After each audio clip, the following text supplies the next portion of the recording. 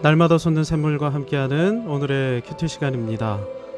2020년 9월 4일 금요일, 오늘의 말씀은 고린도전서 10장 1절로 13절까지 말씀입니다. 제10장.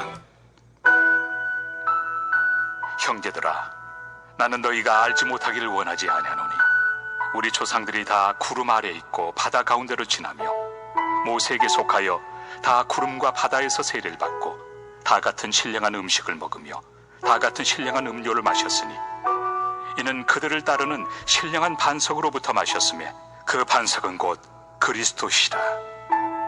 그러나 그들의 다수를 하나님이 기뻐하지 아니하셨으므로 그들이 광야에서 멸망을 받았느니라.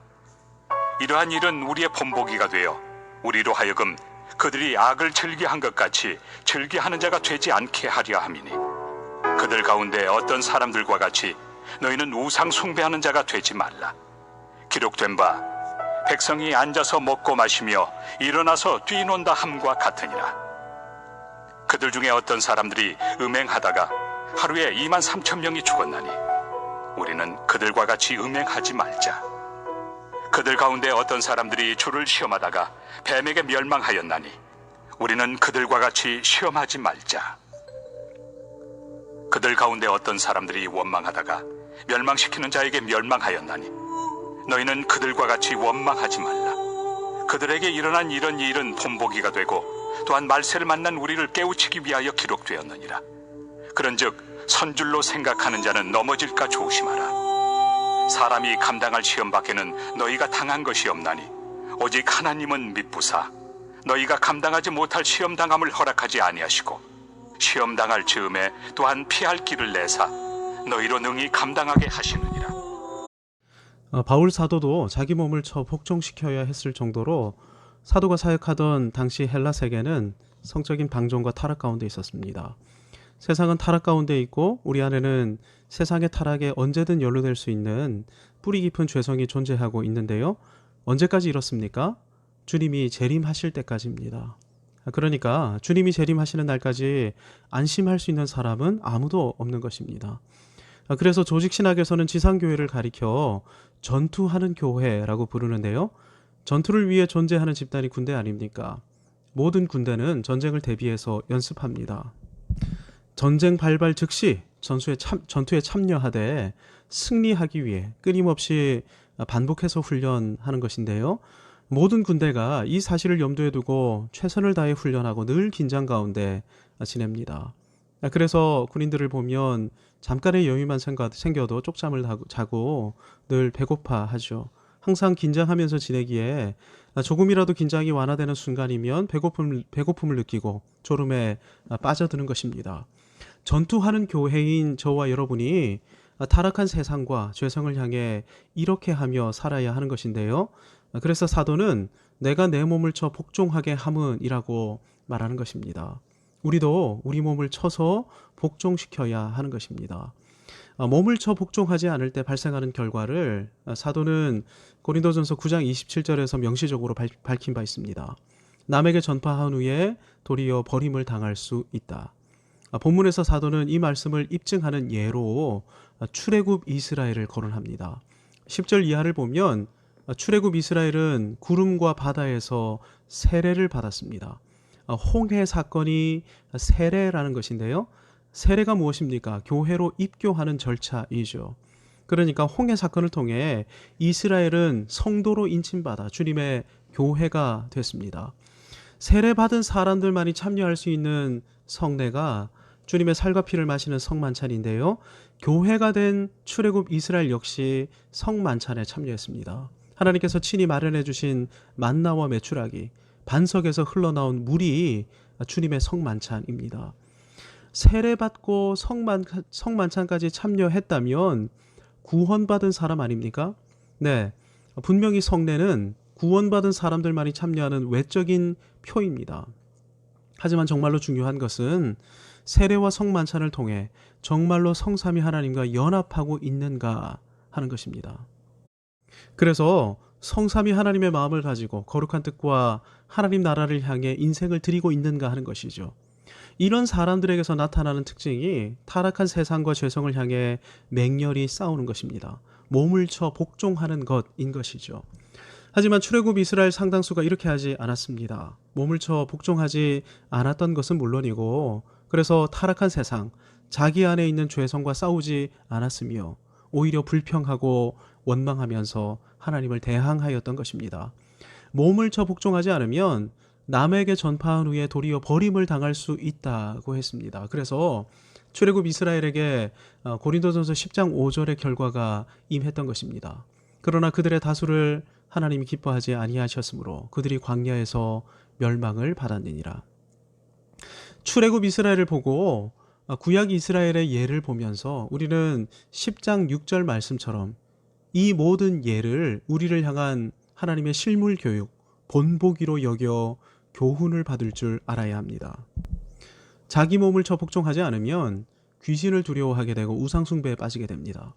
자기 몸을 쳐 복종하지 않으면 음행에 빠지게 되고 음행 가운데 살면 8절의 말씀이 임하게 됩니다. 그들 중에 어떤 사람들이 음행하다가 하루에 2만 3천 명이 죽었나니 우리는 그들과 같이 음행하지 말자. 몸을 쳐 복종시키지 않을 때 나타나는 증상이 우상숭배이고 음행이며 하나님을 향한 원망인 것이죠. 몸을 쳐 복종시키지 않으면 구원의 기쁨과 감격은 사라지고 거룩한 삶과 행실에서도 멀어지게 되며 귀신을 두려워하게 되고 허무한 마음을 달래기 위해 육체적 쾌락에 빠지고 마는 것입니다. 이 와중에 감사한 마음은 사라지게 되고 오히려 불평하고 악담하며 원망하게 되는 것입니다. 감사와 평강, 구원의 기쁨이 사라지는 것은 하나님과의 관계에 있어 문제가 생긴 것에서 비롯되는 것임을 알아야 합니다. 하나님과의 관계가 소원해진 사람은 더 이상 자기 몸을 쳐 복종시키지 않게 되는 것이죠. 하나님께서는 본문 말씀을 통해 고린도 성도뿐 아니라 우리도 깨우치려고 하고 계십니다. 그러니 나는 세례도 받았고 성만찬에도 참여하니 구원받은 사람이야. 하나님은 택하신 자를 끝까지 보호해 주신다고 하셔서 이런 말을 하지 말아야 합니다. 구원은 하나님과의 관계가 회복되는 것이고 이 와중에 하나님께서 주시는 감사와 평강, 구원의 기쁨을 자연스럽게 누리는 것입니다. 그런데 아무것도 맛보지 못한 상태임에도 선택과 구원을 말한다? 아무 의미 없는 말이 되는 것이죠. 우리는 개혁주의자입니다. 그래서 하나님의 절대주권과 구원에 있어서의 하나님의 예정을 분명히 믿고 고백합니다. 그래서 칼빈주의 5대 교리 하면 교리의 이니셜을 따서 튤립이라고 말하는데요. 전적 타락 혹은 전적 부패, 무조건적 선택, 제한 속죄, 거부할 수 없는 은혜, 성도의 견인, 이것이 튤립입니다. 이 교리를 통해 칼빈은 구원받기로 선택된 사람은 하나님께서 끝까지 구원의 은혜로 보호하신다 이렇게 가르쳤습니다. 이 교리는 성경이 말씀하는 성경적 교리이고 진리인데요. 중요한 것은 칼빈이 누구를 대상으로 이 교리를 가르쳤는가 하는 것입니다. 칼빈은 선택과 구원을 앵무새처럼 말하는 사람을 대상으로 튤립 교리를 가르치지 않았습니다. 진리를 위해 목숨 거는 사람들에게 이 교리를 가르쳤는데요. 칼빈 당시 유럽은 교황주의자인 가톨릭, 루터의 개혁을 지지하는 루터란, 성경적 교회와 회복을 추구하는 개혁주의, 완전 무결한 교회를 지향하던 제세례파로 사분오열되어 있었고 각각의 노선을 지지하던 제후, 왕, 귀족들이 목숨을 건 전쟁을 벌이고 있었습니다. 개혁주의자들 역시 성경적 진리를 위해 전투에 참여했고 이 와중에 전사하는 사람들도 적지 않았는데요. 칼빈은 진리를 위해 목숨 걸고 실제 전사해 가던 성도들을 위로하기 위한 목회적 목적으로 예정 교리를 가르쳤습니다. 순교를 각오한 성도들에게 은혜로 구원을 선물해 주신 선하신 하나님께서는 택하신 자기 백성을 끝까지 구원의 은혜로 지키시고 보호하신다. 이렇게 가르치며 위로했던 것입니다. 이 사람들은 자기 몸을 쳐 복종시켰던 사람들일 뿐만 아니라 진리를 위해, 교회를 위해 목숨을 걸었던 사람들이죠. 그런데 한국 교회 안에 보면 유독 앵무새처럼 예정과 선택고리를 말로만 말하는 사람들이 적지 않습니다. 한 번 구원받으면 어떻게 살든 상관없이 구원받는다. 마치 구원파 이단 같은 가르침을 칼빈주의 교리라고 둔갑시키면서 호도하는 사람들이 적지 않은 것입니다. 이들은 우리는 죽을 때까지 죄인이고 아무리 노력해도 죄를 벗어날 수 없는데 구원이 은혜로 임한 것처럼 우리가 어떻게 살든 상관없이 하나님께서 은혜로 구원해 주신다며 자기 죄악을 옹호하고 변호하며 칼빈주의 교리를 방패 삼아 스스로를 숨기고 있는 것입니다.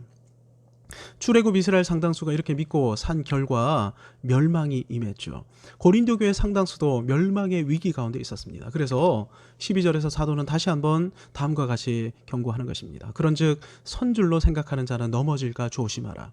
자기 몸을 저 복종시키지 않으면 누구나 언제든 넘어질 수밖에 없는 것입니다. 우리는 아무것도 못하고 하나님께서 은혜 주셔야 감당하지. 이렇게 핑계대는 사람들을 향해 사도는 13절 말씀으로 그들의 핑계를 무력화시키고 있습니다. 사람이 감당할 시험 밖에는 너희가 당한 것이 없나니 오직 하나님은 미쁘사 너희가 감당하지 못할 시험 당함을 허락하지 아니하시고 시험 당할 즈음에 또한 피할 길을 내사 너희로 능히 감당하게 하시니라. 이 말씀의 포인트는 너희로 능히 감당하게 하신다입니다. 그러니 우리는 할 수 없고 라는 말로 핑계대는 것이 아니라 감당하게 하실 줄 믿고 자기 몸을 쳐 복종시켜야 하는 것입니다. 지금 우리는 더더욱 우리 몸을 쳐 복종시켜야 하는 때를 살아가고 있습니다. 왜 코로나를 주셔서 교회를 이렇게 힘들게 하시나? 교회 내부에서도 하나님을 원망하는 사람들이 지금 나타나고 있습니다. 하지만 선하시고 인자하신 하나님께서는 실수하는 법이 없으시죠. 광야 40년을 통과한 광야 2세대 이스라엘을 기억해 보십시오. 그들은 여호수아 뒤를 따르며 철저히 순종해 싸우는 용사들이 되었고 믿음으로 여리고를 무너뜨리고 가나안을 정복했습니다. 지금은 허리띠를 조일 때입니다. 하나님과 더욱 연합해야 할 때이고 우리 몸을 더욱 쳐 복종시켜야 할 때입니다. 하나님께서는 피할 길을 내실 뿐 아니라 능히 감당하게 하시는 선하신 하나님이십니다. 신실하신 하나님을 신뢰하면서 믿음으로 싸우십시다. 우리 안에 있는 연약한 지체들을 위해 기도하십시다. 무장 해제하는 일이 없게 해달라고. 치열한 전투가 벌어지는 현장 가운데서 탈영하는 성도들이 없게 해달라고. 싸워 승리하는 기쁨을 누리게 해달라고 기도하십시다. 하나님께서 우리와 함께 하십니다. 하나님 아버지 참으로 감사합니다. 하나님은 여전히 살아계시고 여전히 신실하십니다. 하나님은 신실하신데 저희 또한 신실해질 수 있도록 하나님 은혜를 베풀어 주시고 주신 말씀 붙들고 끝까지 믿음으로 싸우는 우리 자신을 저 복종시킬 줄 아는 저희 모두가 되게 하여 주심으로 하나님께서 주시는 승리, 감당하게 하시는 은혜 모두가 누리게 해 주옵소서. 예수님의 이름으로 기도하옵나이다. 아멘.